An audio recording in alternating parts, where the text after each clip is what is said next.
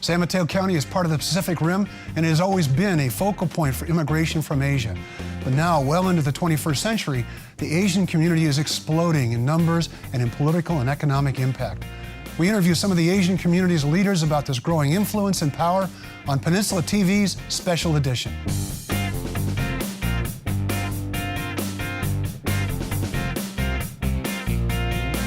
I'm Mark Simon, and welcome to Peninsula TV's Special Edition. In California, the most recent census numbers show that nearly 14% of the population is Asian, either Asian American or first-generation immigrants. In San Mateo County, it is nearly double that number, and it is the largest ethnic minority in the county. With those numbers comes increasing economic influence. 19% of the businesses in San Mateo County are Asian-owned, and with those numbers also comes political influence. We are fortunate to have a panel with us of some of the county's leading Asian political figures. First, we have Steve Okamoto. Steve is on the Foster City City Council, was elected in 2011, served on the Parks and Recreation Commission, retired after 38 years as a financial consultant and launched a new career as a fundraiser for the American Cancer Society, where he's credited with raising tens of millions of dollars. I'm sure that's a skill that's helpful in your city council work. He retired from that job after 10 years to focus full-time on city business. Steve, welcome and thank you for being on Special Edition. Thank you, Mark. Next, we have Jeff G., elected to the Redwood City City Council in 2009 and re-elected in 2013. Currently the mayor. Jeff served on the Planning Commission and the Architectural Review Committee. Serves on the San Mateo County Transit District Board of Directors, and I mention that because I work for the San Mateo County Transit District, so I'll be particularly nice to you. He's Vice President and General Manager of Swinnerton Management and Consulting, and is a licensed architect. Jeff, thanks for joining us. Thank you, Mark. Next, we have Pradeep Gupta, appointed to the South San Francisco City Council in 2011 and then elected in 2013. He served on the Planning Commission. For more than 30 years, he worked in the electric utility industries as a consultant, forecaster, and corporate executive. He also was sets director and producer for Natak, a Bay Area Indian theater company. I like that little bit of information. Next, Genevive Japonda, an organizational and leadership development specialist and community advocate. She's the executive director of Hep B Free San Francisco campaign, and among many activities, is on the Daly City Park and Recreation Commission, is corresponding secretary for the Filipino American Caucus of the California Democratic Party, and is founder of Kaya Filipino Americans for Progress, an offshoot of the Obama campaign. Welcome, Genevieve. Thank you for being here. Finally, certainly but not least, we have Wayne Lee, elected to the Millbrae City Council in 2011, served on the Planning Commission, serves on the board of the Peninsula Congestion Relief Alliance, and the local policymaker group formed to work on the Caltrain electrification program. And I should disclose, I also work for Caltrain. An environmental engineer, he is an air quality inspector for Bay Area Air Quality Management District. Wayne, thank you for joining us, and thank you all. We'll start with a general question. Why San Mateo County? Is there some particular reason why this county is having a notable influx of Asian residents, Asian immigrants, Asian Americans? Steve. Well, as you said earlier, Mark, the San Mateo County in the latest census showed about 14% Asian. Foster City is really very fortunate. We have some wonderful employers who are attracting a lot of Asian employees. We also have a great school system. Our San Mateo Foster City School District is one of the tops in the state. As a matter of fact, 4 of our schools in Foster City are in the top 10 of the county. Interestingly also that we found that 45% of our residents are Asian. In Foster City? In Foster City, yes. So that's some of the statistics. So you're saying there's jobs and schools that are attracting? Jobs and schools, absolutely. Yeah. Jeff, is that particularly special for Asians, or why wouldn't it be attracting people from all sorts of ethnic groups? I think it's an attraction for everyone, but again, it's just not the schools. I think we're in a very unique situation being the gateway to the Pacific Rim, and it's not only our elementary schools and our high schools, but having access to Berkeley, Stanford, San Jose State, UC San Francisco right there, along with Silicon Valley, where it's entrepreneurial, business, venture capital. Many of us have gone to Asia, and the question is, what can we invest in California and the Bay Area? So there's a lot of money overseas that's looking to invest and looking to have their children have the opportunity for education. I mean, when my grandfather immigrated from China, he talked to me when I was about 8 years old and said, get an education. So it's not just our elementary schools, that's where it starts, but all the universities within the Bay Area, and the access is a tremendous attraction along with the venture capital and the innovation. Pradeep, is it because there is an openness and an opportunity? Is that sort of the idea of why people are coming here? That certainly is a major factor, Mark. But in addition to that, I think it's not a new phenomena for the Silicon Valley or Bay Area for Asians to be here. If you look back, in the early 1900s, there were a lot of Chinese immigration at that time, and they were working in different sectors like railroads and mining and hardware industry, etc. The mid-1950s, there were a lot of Indians who came and did farming in the Middlelands of California. So California has a climate and is gateway from the Pacific, so it already set the stage for having that kind of community and the network. And I think then the juxtaposition of that with high-tech industry, with the industry that welcomes and pays for education, and for existing ambitious parents and actually the relatives back home there, it was like a come on, there are a lot of opportunities. And also it opened up an example. There were a lot of role models of entrepreneurs who have succeeded, like Raj Khosla and some of those other ones who started the companies. So I think there's a juxtaposition. And during this hour, I would like to talk about some of those things in terms of my personal experience later on. Good, I look forward to that. Genevieve, I think a lot of people know the highest concentration of Filipinos outside of Manila is in Daly City. Absolutely. How much of it is sort of like what Pradeep was referencing, that there's a cultural infrastructure that when you come here, there are already going to be people here. There are people here telling you to come here. Yes, definitely. I'm the first American born of a Filipino immigrant family, and the Filipino immigrant story, just like any other immigrant story, is where is the best infrastructure and support when you come to America.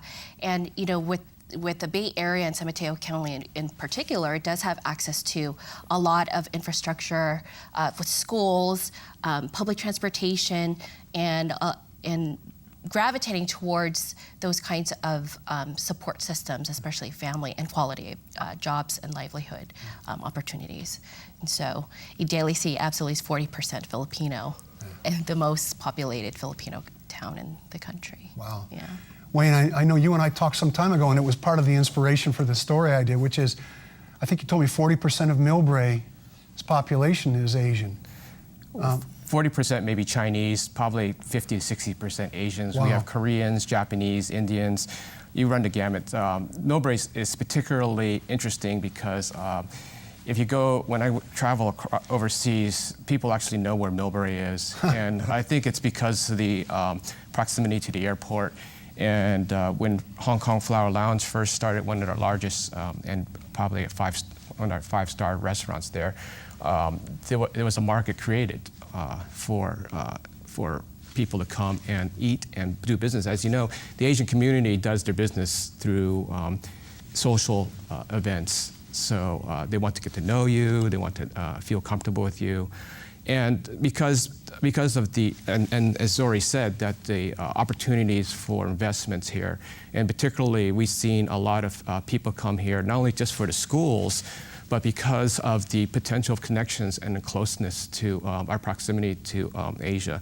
And California in general has always been a immigration friendly, except for when they had those Chinese exclusion acts and things like that. And if we didn't have that, we probably have a lot more Asians here as well.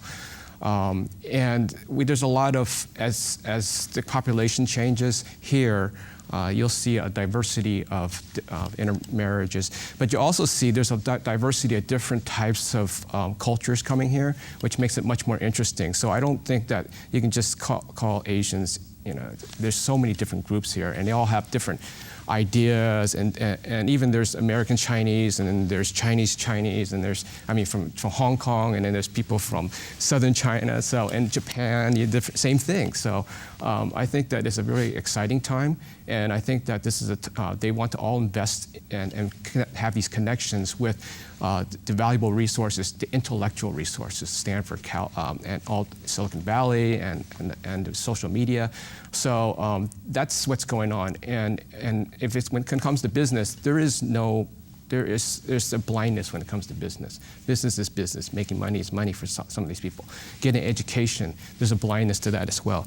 They all want to have a good education and get a leg up. And in the Asian community, as all of us would all probably contest, it's one of the most important things. Mm-hmm.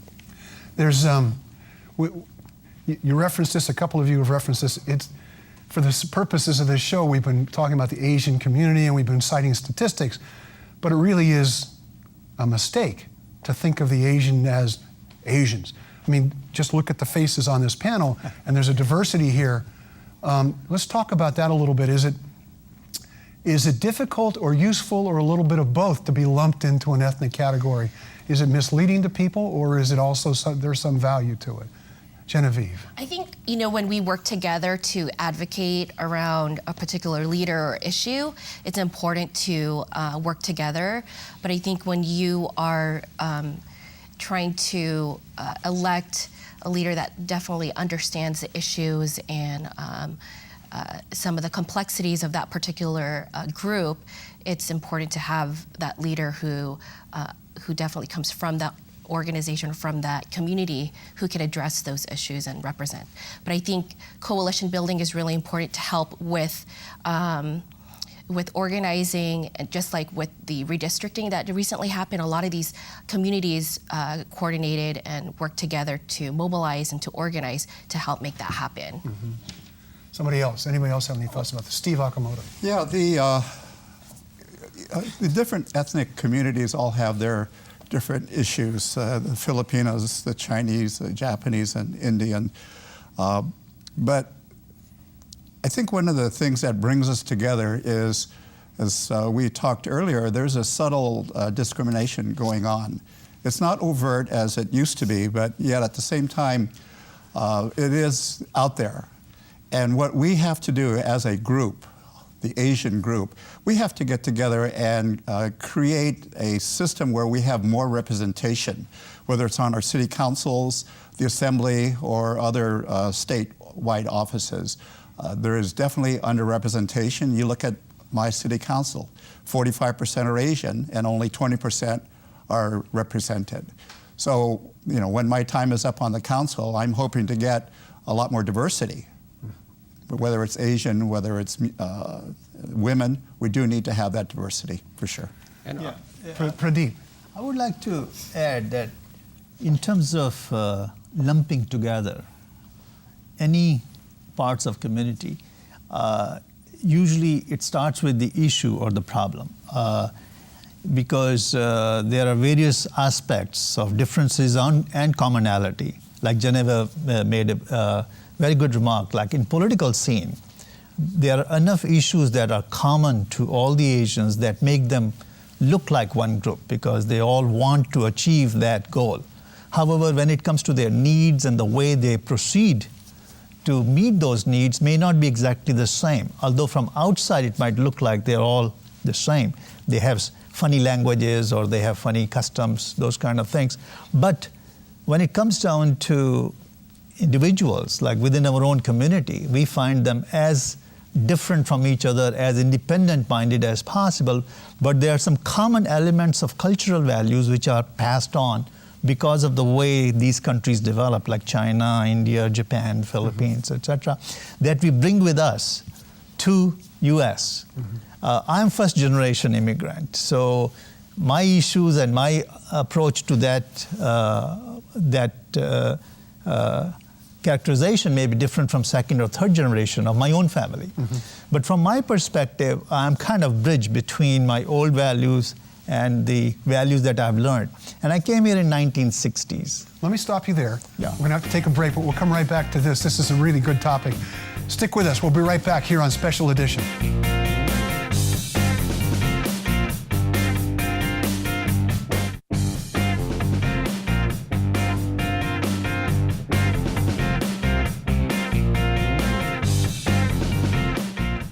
Welcome back to Peninsula TV Special Edition. I'm Mark Simon. I'm joined by a powerhouse panel of leaders from the Asian community, and we're talking about the rising influence of the Asian community, the Asian population in San Mateo County. And the first thing we got onto is that it is not monolithic. It is a diverse group.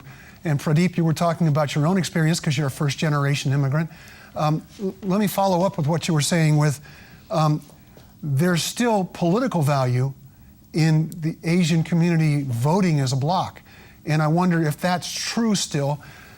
We don't see a lot of Asians running against Asians. We don't see two people who have Chinese descent running against each other, or a Chinese and a Filipino. We may well at some point, but I don't think there are that many Asian elected officials yet that we've reached that point. But Genevieve, let me start with you, since you come from the democratic politics.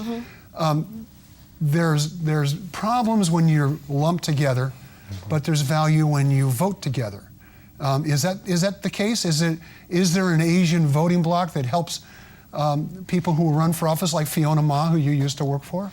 I think there's a lot of opportunity there, but I think there's a gap. There definitely is a gap, and as we spoke, during the break, that when we address our cultural barriers around voting and voting education, it's linked to sometimes stigmas that are attached to your country of origin. Like in the Filipino community, there's a lot of negativity around politics in the Philippines. And when people immigrate here, they kind of assume the same thing. And so when we try to overcome those barriers or those challenges, we have to really be specific about what they are, so we could definitely educate people and get them more empowered to vote and to elect the right leaders to represent them. See you nodding up there, Jeff. I would agree with Genevieve. I mean, what's unique about San Mateo County is that we're in the middle between San Jose and San Francisco, where you have big cities and big neighborhoods of cultural and ethnic congregations. And it does make a difference. And in those neighborhoods, it does make a difference to vote together. But in the Peninsula, because we're so geographically separated and there's so many new immigrants coming, there is a huge gap and a huge opportunity for voter education.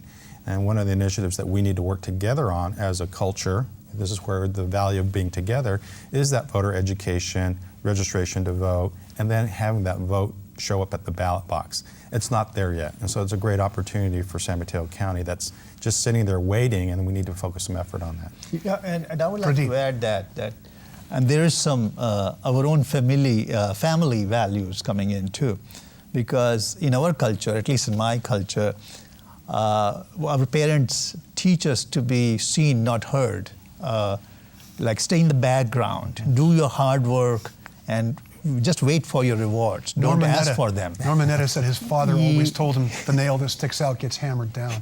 And this is a guy who rose to about as high as you can get as a pioneer in his community. And that value system continues when people come here. So it's a translation from that background to requirements and needs of the American political scene, which requires you to be saying things. Wait. I agree with that. I'd also think this is an opportunity that Asians are very unique in that we're so used to being subtly judged monolithically that we actually understand diversity. And we understand the power of diversity. And this is a world economy. This is not a local economy anymore. And we're still trying to struggle with that as a nation, that we can do everything ourselves. We don't need anybody else's help. But yet, we are in a world economy, whether you like it or not. And California has embraced that. And that's why this county is actually one of the highest grossing per capita in the nations, because we have grasped diversity. And Asians understand diversity because we're all Americans here. Everybody here is Americans.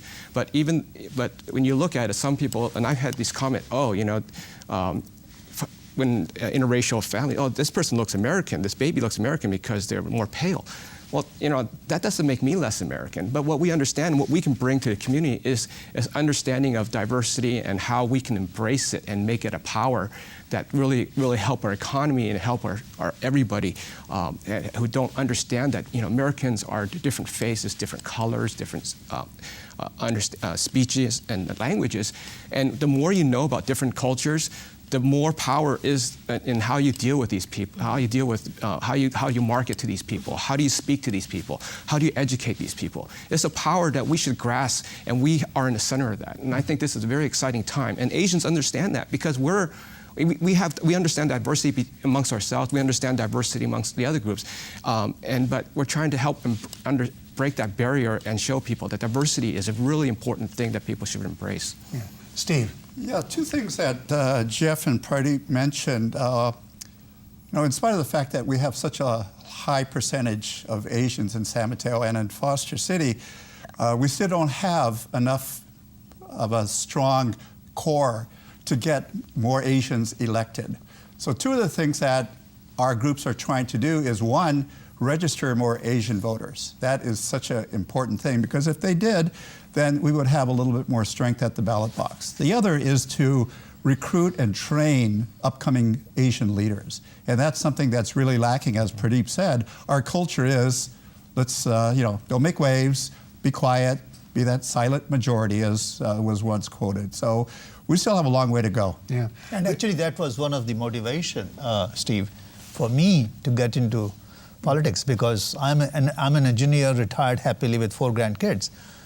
But I think that we need role models who, in spite of whatever diverse background they have, can still make a difference in the American scene. And I think it's notable in reviewing your biographies, all of you have been elected to or appointed to a position within the last 5 years. Mm-hmm. It's a new thing. It's a relatively new wave of new political leadership. And all of you worked your way up through the traditional ranks of serving on a commission. Genevieve hasn't been elected anything yet. But she's on the Parks and Rec Commission in Daly City. Yeah. So you all serve sort of the traditional apprenticeship, if you will, that historically is the path to elected office on the city councils in our communities. But do you feel like you're pioneers, that you're the new wave, and that you're reflective of a growing political influence? Jeff? Absolutely. I mean, we do come from that cultural background and stereotype, Asian Americans, Asian people of all different cultures, quiet, hardworking, straight A's, so scientists, engineers. Yeah. They don't stick their head up and say a whole lot. And so I don't think when you look around San Mateo County today, not just us, there's several other elected Asian American officials. We didn't kind of do this together. We did it in our own way in South San Francisco, San Mateo, Foster City, but we did work and help each other be successful. And by helping each other, we're showing the next generation that yes, you can. You don't have to be in that stereotype. You can break the mold. We can crash through the glass ceiling, as Steve alluded to in his earlier comments, and that we can make a difference, not just for our culture, but for our community. And those values we bring, Pradeep talked about, family values, they resonate just not within our own culture, but within our communities. Do you feel an obligation to bring other people along? Absolutely. To identify future leaders, convince them to get involved? I kicked his butt during the last re-election. Yes, Tell him, get his ass out there. I think that's definitely part of the responsibility when you take on the leadership, that you need to make sure that it's you're building that pipeline and that's sustainable within your community and the community that you represent. That's part of your responsibility. So, otherwise, you're not a good leader. Mark, so Pradeep, how badly did he kick your butt? He did. But I tell you one more thing that I wanted to make sure that it goes to your viewers. My motivation to do all the good stuff at such a high salary of $2 an hour that much? That much. Dang, man. Was when my eyes are opened, because my kids and grandkids are citizens of America and they're going to be here, like generation after generation. And I kept on thinking that I came as the first generation and I tried to assimilate myself and accommodate myself on existing rules and laws. But my kids and their kids will need to have their own needs represented in the public forum. So it is very important for all of us, Asians, non-Asians, whosoever it is, to have their representation on the political scene. And that's why it's very important. In our first question, I think all of you mentioned business or economic opportunity as a reason why this is the kind of place that people come from other countries. And because we're on the Pacific Rim, there's going to be a higher percentage who are coming from Asia. and I alluded in the introductory comments about the economic impact, the percentage of businesses in San Mateo County that are owned by Asians. How much of that is an influence, and how much of that ends up being a political influence? The economic impact, and as you all know, politics, money's the mother's milk of politics, and that usually means business people who have an interest. So how much, Wayne, let me pose that question to you. How much of it is simply about the economic impact of this particular community? Well, I think that's the economic impact is huge in terms of the investment from the Pacific Rim. And it's still just a little bit disconnected, but money is important. But in my community, most of the voters are usually the stay-at-home people or people who've been retired. So there's a little disconnect there. And the Asian community wants to be well accepted, as well as better known that we're all Americans, we're here for the community. Yeah, the community's gonna look a little different, but the money is out there, and that's what drives a lot of our economy on the peninsula. But in my community, and it might be different from your community, and all our communities are a little different. So, but my money, I've always said money, and I was told that money should not influence my decision, and it doesn't. Mm-hmm. And my influence is what's best for the community mm-hmm. as a whole. So I understand, but it is an important part of our economy because Millbrae, we're trying to do economic development. We're all competing as cities, but we all work together because we're all in the same area. There's no boundary when it comes to business. Steve, is the Asian community an economic force? Well, 3 of our hotels, 3 of our shopping centers, and one of our largest Asian supermarkets are owned by Asian interests. So yes, they are definitely a strong economic force. Yeah. What does that mean? What are the implications of that, Jeff, for the community itself? I think it's an opportunity. I think there's still the disconnects that Wayne's talked about. In Redwood City, the Asian community is only about 12%. We have a larger Hispanic community. And not only from a cultural standpoint, do those communities need to connect those opportunities, we have to work together across cultural, not just the Asian community, but other cultures, because there are different values and things that have come historically that we need to be able to learn to trust each other more, work together more. Because when you take, just in Redwood City, the Asian community and the Hispanic community together, we're the majority. Mm-hmm. And that's very difficult for people to recognize that change is underway. Yeah. We're going to take a break. I keep cutting you off. I'm sorry, Pradeep. I promise we'll come back to you with the next question. Okay. We're going to take a break. Stay tuned for more of Peninsula TV's Special Edition.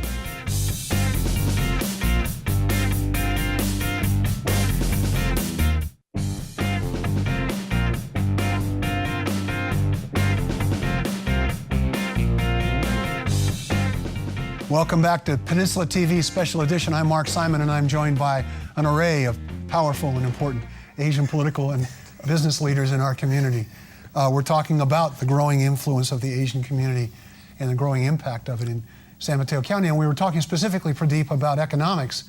And we talked about, at the beginning of the show, about this is a place of economic opportunity, and now it's becoming a place of economic influence. I mentioned at the top of the show that somewhere in the neighborhood of 20% of the businesses in San Mateo County are considered Asian-owned. And you had some thoughts. I cut you off again, so now's your chance. No, I think 15 minutes. That was fine. It gave me some time to think some more during the break. What I was going to say was that the economic engine works both ways. One is that it attracts more Asians or more people who know about the economic growth in the area to the area. And also, given the existing network and given the history and role models of successful entrepreneurs and successful companies, which are kind of worldwide now, like it's an international success story of the Silicon Valley, the people who come here are self-selecting. They are creme de la creme. So we have a great opportunity. I just don't see any end to this economic growth of the Silicon Valley. As a matter of fact, I think in the coming international competition, places like Silicon Valley will have to reemerge in different parts of America in order to stay on top of the heap. So I just wanted to add, but based on that, the economic power that comes to Silicon Valley is being generated by young people who are not familiar with races or the labels, who are more familiar with their professions, their degrees, their qualifications, and age is no barrier. And actually, we are some of the old timers. Yeah. Is it, how much of this is a sort of quintessential American story? That there are opportunities here to buy real estate, to invest in businesses, to start businesses that might not be the case in countries where people come from. How much is that driving this? At one time, a couple of years, about maybe a decade ago, most of the manufacturing's gone to China and the Far East. Well, actually, I've heard that they're actually coming back to America, and I was going to tell my fellow elected and representative colleagues that we got to get ready for that, because the manufacturing-based needs and the special skills that we have here that are very unique to our area is sought after, and that we need to start gearing up for housing, transportation, and taking that infrastructure, financial infrastructure in place to take advantage of that. Yeah. Jeff, you can go to the registrar, the assessor's office, and ask for a list of the surnames, the most common surnames buying property, and the number of those names that are Asian has grown as exponentially as the population has. And I've always wondered, is that because when you're not born and raised here, you get the value of being able to buy a house versus not being able to somewhere else? Well, absolutely. And to go back to your question about the American dream, the American story of opportunity, absolutely. But it goes both ways. I mean, this is not an easy answer, because when people come from Asia and they immigrate or bring their wealth with them, that they've worked very hard for their family and have collected, whether it's through business or family values and wealth, they drive up prices over here for homes. And there's sometimes resentment that feels that cultural disparity of anger and angst, that there's money coming over from the Pacific Rim that is driving up prices, and I can't buy here, and I've been here. Yeah. I remember very clearly walking precincts and knocking on doors, and someone says, I was born here 80 years ago. Where were you born? You know you're not going to win that conversation. You know that there are going to be ceilings in certain parts of our community that just aren't ready for change yet, but we have to find that right balance, and by being elected officials, we can help try to educate and find that balance, because it is a global platform. I mean, we have people coming from around the world, not just from the Pacific Rim, looking for those opportunities. Let me ask you, we talked about the Asian community as a voting bloc, understanding that there's a lot more diversity than is implied in something like that. But are there Asian issues? And I want to preface this with, we all saw the decision by the UC system to try and re-implement affirmative action. And it got some people in the Asian community very angry, because the absence of affirmative action, an awful lot of people, some of the people that you talk about, Jeff, who are uncomfortable with the change, have noticed a dramatic increase in the number of Asian Americans in the UC system. Is that an example of an issue? David Lim, who was supposed to be on this panel with us, but whose job intervened, he's got to get his priorities right, talked about something similar at the San Mateo Union High School District, where there's been disparate treatment of Asian Pacific Islanders in the school transfer process. Is that an example of an Asian issue? Is that something that's distinct to that community, or is it something that just raises its red flag a little sooner in the Asian community? Steve, have you got some thoughts on this? Yes and no. There is definitely certain bias going on, but interestingly, I remember a few years ago, one of the schools in San Francisco was heavily populated by Asians, and they put a rule on saying that you had to qualify now to get into it instead of just doing the transfers. Was that Lowell? I think? Yeah. Where you went, right? You went I was there a few years ago, yes. And I don't know if the correct term is backfired, but it turned out that because of this change, even more Asians were able to enter the school. So sometimes those things work and sometimes they don't. Yeah. And I would like to add, Mark, that frankly, Asians, and I'm just requesting other members of this panel to either argue with me on this point or not, but I don't think Asians have special gene pool. Like, we don't all get are born with our degrees and are. You're not born with a natural advantage on the SAT, huh? Yeah, or mathematics in our heads. Our parents, in order to equalize, levelize the field, competition field, pay huge attention to education. And the students worked hard on getting themselves educated. They devote lots of time, both parents and the family, as a matter of fact, grandparents sometimes. So when these kids don't get their rewards in terms of competing well and coming out ahead, and based on some quota or some restriction, don't get that, it's very hard to explain to them what did they do wrong.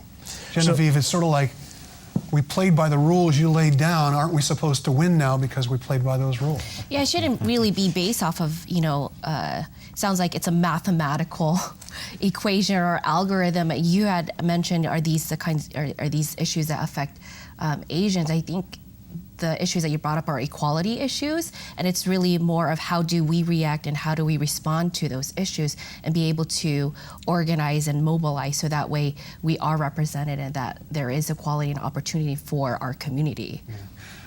What we talked about at the beginning of the show, when we talked about why San Mateo County, you talked about economics, you talked about education, that the educational opportunities are here. And I guess it shouldn't be a surprise that people new to this country also, like we talked about with housing, and get the opportunity that's available more readily, might also recognize the education system we have and the opportunities it presents.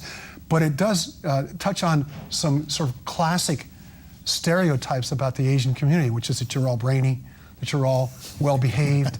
And I know, again, David Lim was talking about, he's been approached on occasion and somebody said, well, you must agree with Senator Yee on that position. And I don't want to invoke his name because I suspect his is not one we wish to discuss at this particular time. But I guess there's also an assumption you all know each other and work together. What are some of the stereotypes, Wayne, that you've had to work to overcome, or that you provide an opportunity for people to have their stereotypes challenged? Well, recently we've been having, like you said, the infusion of money from overseas in the Pacific Rim, and I become the poster child for that. Well, deserving or not, I'm the mayor. I'm the only Asian elected person on the council. And so anytime a Chinese restaurant comes in, it's my restaurant. So and people know me. I just want successful Millbrae. So it doesn't matter to me what type of restaurant. And I'm actually brought in off the grid to Millbrae to provide more diversity very quickly. Which is run by a guy named Cohen, as I recall. Yeah. Let's talk about stereotypes. Have others of you had experience with stereotypes and had to sort of like, okay, I guess this comes with the territory?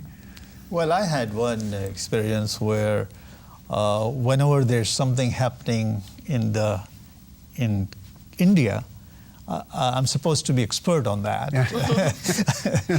And frankly, I thought that, given all the other things that are going on in our lives, I'm keeping as much as I can.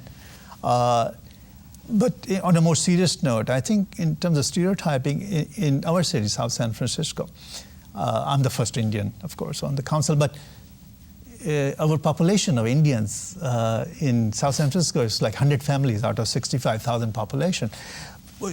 To me, my current constituents are not Indians, but Asians. Like there's 1/3 population is Asian, 1/3 is Hispanics, 1/3 are the American Italians. So to me, I'm getting into our city without regard to where the basic differences are in those three communities, because they're overriding things which are common to me or of interest to me, namely education, for example, one of them. The second one is to create awareness in parents. Like I went through how important it is to set the goals high for their kids and help them achieve that rather than set the low expectations. those are the kind of things that I'm looking at. But in terms of stereotype, when I came in 1964 to this country, I had a foster parent, and I was invited to church to give a talk about India. And they asked me, is there ice cream in India? And there are snake charmers. I said, yeah, sure. But, those times are gone. Yeah. I think that right now, at least in Bay Area and Silicon Valley, in California, it's very up. Yeah. And those differences are not very visible. Genevieve, what about your experience with stereotypes?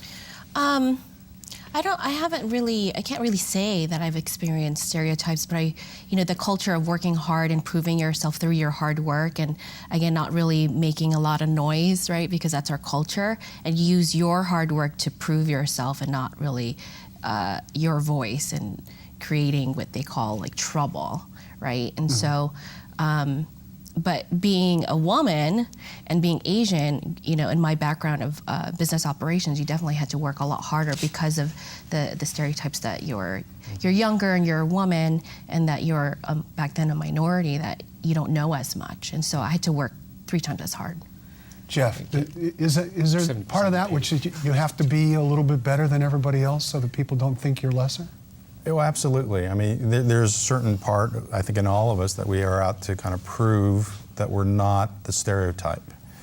There's some values that we have, hardworking, focused, that we bring because of our family upbringing. Our family, that pillar of foundation, get a good education, do your homework, study hard. Those are transformative that go beyond just school. Mm-hmm. But then there's this other side of it, that we're not all monolithic, as you talked about earlier, that we have different cultures within the Asian community. Just because it may be an Asian issue doesn't mean we're all looking at the same and voting the same way. I think the Bay Area is great for those opportunities because we are more accepting of different cultures. Wayne talked about diversity. We're diversity rich here in the Bay Area, not just within the Asian community, but throughout, from around the world. And I think we're more accepting here in the Bay Area of that broad diversity than in other places, even in the state of California. We're going to take another break. You all stick around, and you stick around too. You're watching Peninsula TV Special Edition.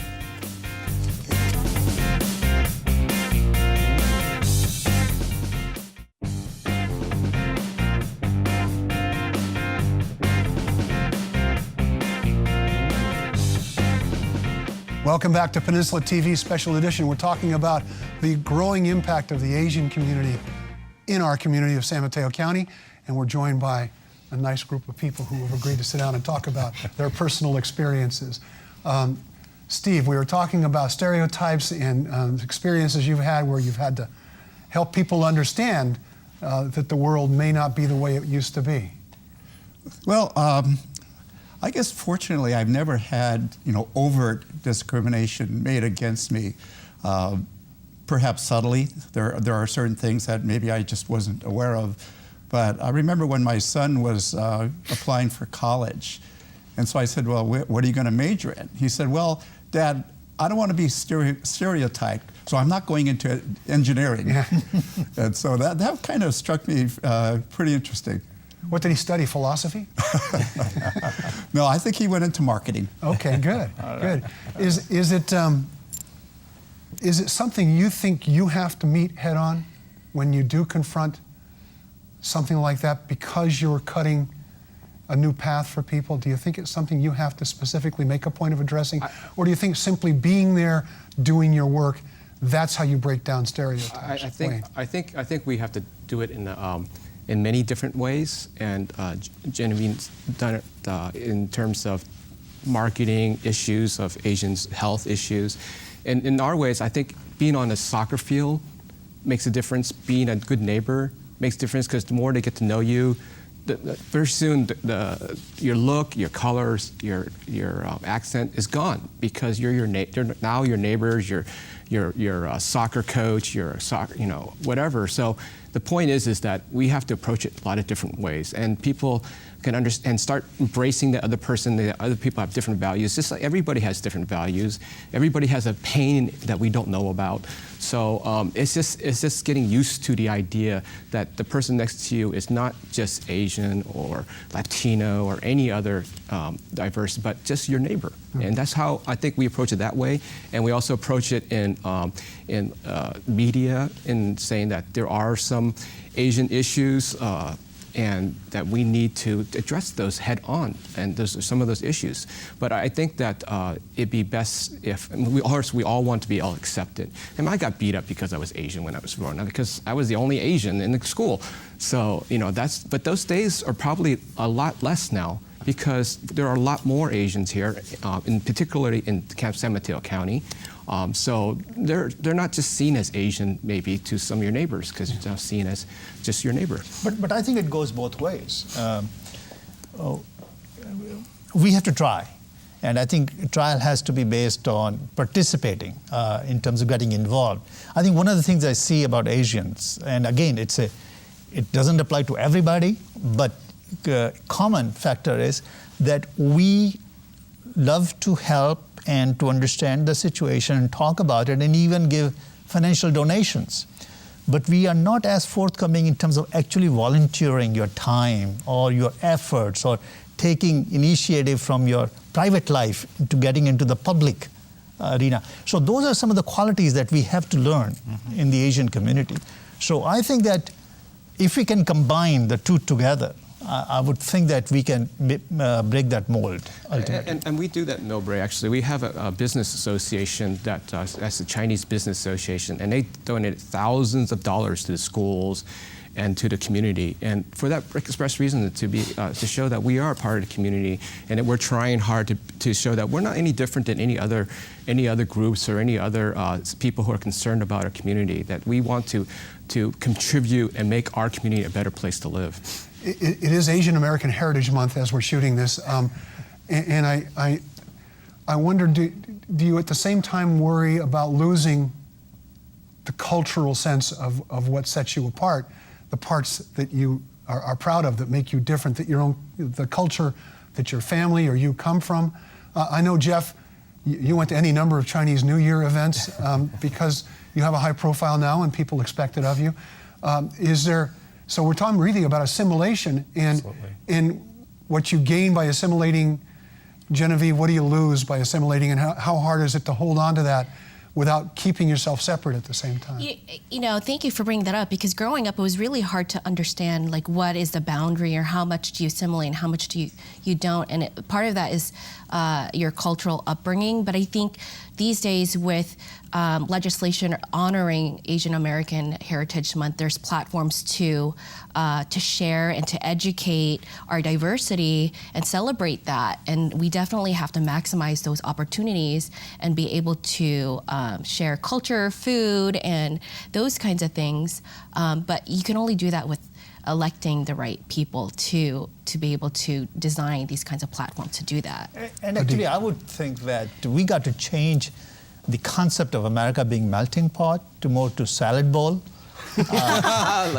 where we should have all the ingredients come in and stay as they are, but still taste good collectively. Yeah. So I think some of the values of our cultures should be maintained, and at least we are trying that in South San Francisco through our mayor, Carl Matsumoto. So Jeff. But you're absolutely right. I mean, it's a balance point. I mean, everyone comes here for a reason, but how do we maintain and have our culture live on through our kids, through our grandkids? And that's a challenge. I mean, one of the things that's special about all of the cultures that are here, and Wayne alluded to it, is we enjoy our food. Yeah.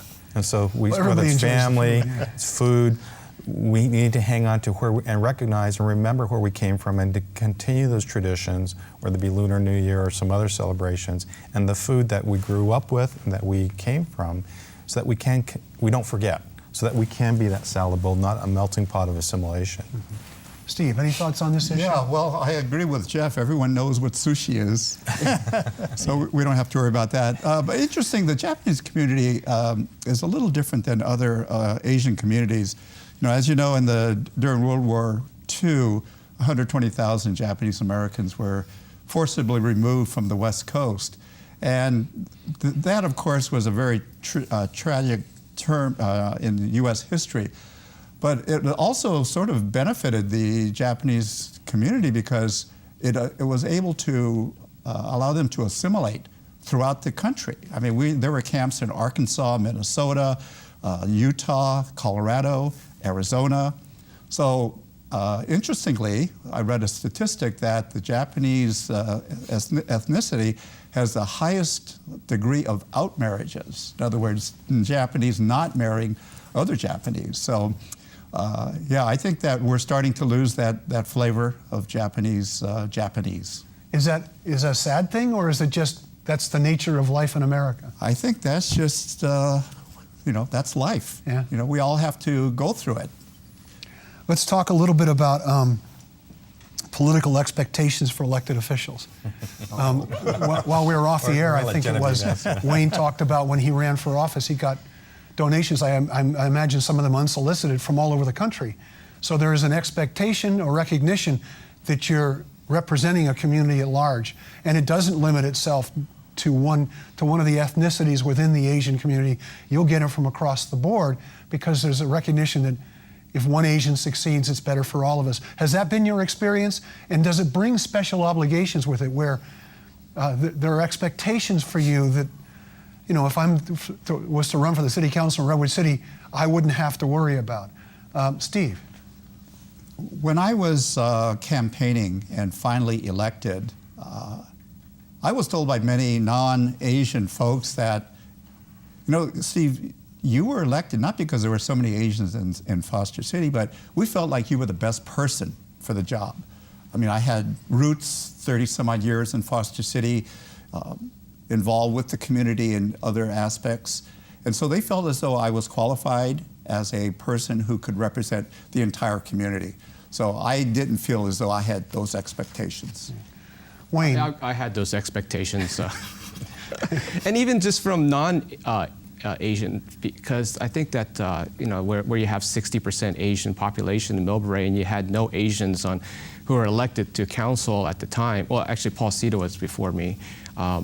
And after that, there was no other options. And so I was heavily lobbied to run. And I was also, when people got really excited about another Chinese person representing, being there to try to bring acceptance, to bring the community together. So the people are really excited about bringing some difference and diversity into their community. I agree with you. Jeff? I think, more like what Steve said, when you read our bios, I came up to council and to elected position through the more traditional ranks of serving on commissions and planning commission and things like that. And when I was first elected, it was much broader than just being a Chinese American. It was having have served on a number of civic groups and panels. I like the way you think. I like the way you analyze problems. I like the way you solve problems. And that was universal. That was not a cultural centric ideology. It was something that I was able to demonstrate. However, when you become elected, though, there are certain expectations. And how do you balance that? Because you're representing an entire community, not just one segment of it. And so you try to find that right balance of supporting, paving the way, being a role model for others, and encouraging and sharing and helping others that may come behind you. What can you do to help be elected? Genevieve, we're running out of time, but you're involved with the Filipino American Caucus in the Democratic Party, so clearly there's an element there of getting people to participate in the process, getting them elected to office. How important is that, do you think? Right now, it's very important. I think there's huge opportunity. Based on our population, we should have 3 assembly members, and we've just recently elected our first one. And so there's a lot of pressure on Assemblyman Rob Bonta, but he's done a really great job in terms of passing legislation, being diverse about his legislation. But going back to the expectations again of an elected official, just like how much energy we put behind electing Rob Bonta, there's expectation of having access to him and his office and being able to represent us, but also there's the ethical side, right? And that he's going to represent our community in the public and make the right decisions so our community is represented in a positive light. So he better make you proud. He does make me proud. Well, but he better continue to do so. Yeah, and he better, Yeah. because we elected him. Yeah. Right? Yeah. Well, that's all the time we have for this topic that could take up another hour. I want to thank our guests, Steve Okamoto from the Foster City City Council, Jeff G., Mayor of Redwood City, Pradeep Gupta from the South San Francisco City Council, Genevive Japonda. I don't know if I have time to list all of her credentials. Let's just say she's very active in a number of ways on behalf of the Filipino community and the community at large, and Wayne Lee from the Millbrae City Council. I'm Mark Simon, and this has been a Peninsula TV's special edition. Thanks for being with us, and join us next time.